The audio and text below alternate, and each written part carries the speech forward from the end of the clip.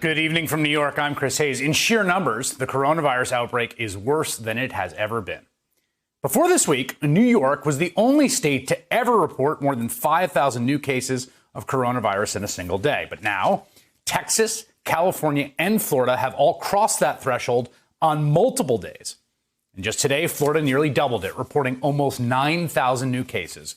In total, we have set another single-day record in the U.S. for new cases, surpassing 40,000 for the first time. We have not seen these kinds of numbers since April, when, of course, the whole country was shut down. And for those weeks while we were shut down, night in and night out on this program, and all over the internet and in the media, epidemiologists and public health officials and local officials and journalists all said the same thing. The point of the shutdown was to buy time, to put into place the capacity so that we could open up safely. There have always been two doors available to us, two options, as I said before on the show. Door number one is an out-of-control outbreak that kills tens of thousands of people, sickens millions, and melts down the healthcare system. A once-in-a-century catastrophe. Door number two, also unappealing, brings us to an economic depression where we shut everything down to avoid complete health disaster. And we did that for weeks.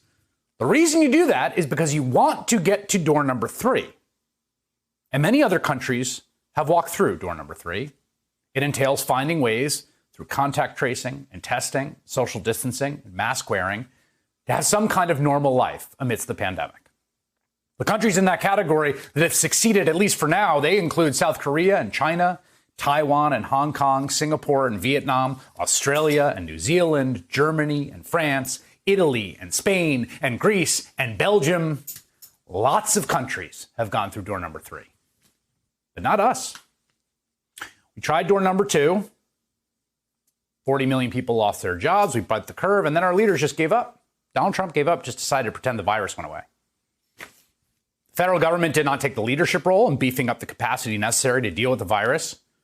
States said the CDC guidelines for reopening did not apply to them, and they were ready to reopen, and so they did. And so what is happening now is precisely what the health experts and the epidemiologists predicted, that the virus would come roaring back. Now, it did take a while, maybe longer than we thought. And in the interim, leading up to this point, there were a lot of preliminary victory laps. I showed a green light today, and it's a green light to continue to go in the right direction.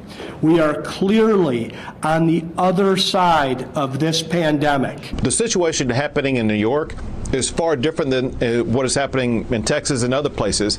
For example, there will be, unfortunately, more people who pass away in one day in New York than we will have in Texas in the entirety of this whole pandemic situation. You got a lot of people in your profession who waxed poetically for weeks and weeks about how Florida was going to be just like New York.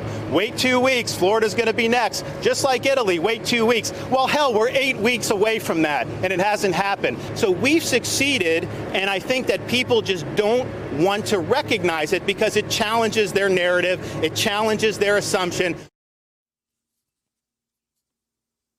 Ah, yes.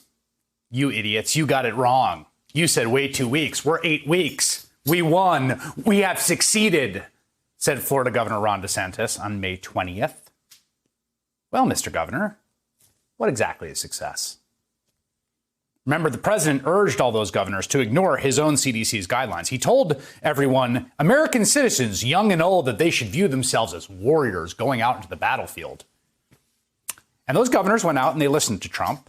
They dangerously stake themselves and their public reputation to optimism. And the cardinal lesson of this pandemic is that if you stake yourself to optimism, you will move too late and you will get eaten alive. We saw this in the last 4 months. We should not have to keep learning this lesson, but apparently have to once again. And so now we are in totally uncharted waters. And it's not because no other countries have had this challenge of a new outbreak. Many other countries locked down, reopened, and then had a new uptake because that's the way the virus works. But having touched the hot stove once, they did not touch it again. And so those countries took dramatic proactive action. In South Korea, officials closed all the bars and nightclubs in Seoul after just 40 new cases were linked to a man who went clubbing one weekend. In Singapore, schools and most workplaces shut down again after seeing just 1,000 new cases in a week back in April. Early this month, Beijing also closed schools and urged people to work from home after confirming just over 100 new cases in a week. We had 40,000 cases in this country today. We have gone through much of this pandemic looking at other countries' curves and trying to compare where we are in relation to them. Well, this is what our curve looks like. Almost no other country has done this.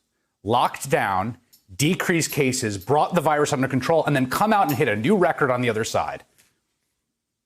And we have an enormous population under the leadership of a whole bunch of different states, all making these decisions. But something has to change. The one remaining solace, which the administration has been touting, is that fatalities are continuing to slowly decline. And they are, and thank God for that. But is there anyone out there who thinks that trend is going to continue to be the case if we keep seeing 40,000 new cases a day or even 50,000, and if the hospitals keep filling up? What was supposed to happen was that we were buying time. If we went through door number 2, through tremendous sacrifice, the sacrifice of frontline workers and medical professionals and everyone who lost their job and every parent homeschooling their kid and every small business that was shuttered and everyone who just stayed home, through that sacrifice, we could buy time to put in place the governing capacity to make sure it would not happen again. We did none of that. We do not have the contact tracing capacity we need. We still do not have appropriate testing capacity. Look at this line for testing in Orlando, Florida today, before the testing site even opened. First car was waiting at 1 a.m. That's how desperate people are for their health, to find out if they're sick. And drivers were advised to come with a full tank of gas and working air conditioning. The Washington Post reports that a drive-up testing site in Phoenix, Arizona, was swarmed on Saturday by about 1,000 people, leaving some baking in their cars for hours. And so now it is happening again, another outbreak. Today, Texas Governor Greg Abbott shut bars back down as of noon. He scaled back restaurant capacity to 50%. Florida Governor Ron DeSantis ordered all bars shut down in his state, too, where, remember, they have almost 9,000 new cases today. California Governor Gavin Newsom told Imperial County in the southern part of the state they should reinstate their stay-at-home order. We had 3 options. We had door number 1 with the pandemic rating out of control, door number 2, a shutdown with economic destruction, and we could have gone through door number 3. We could have found our way to some form of normal life.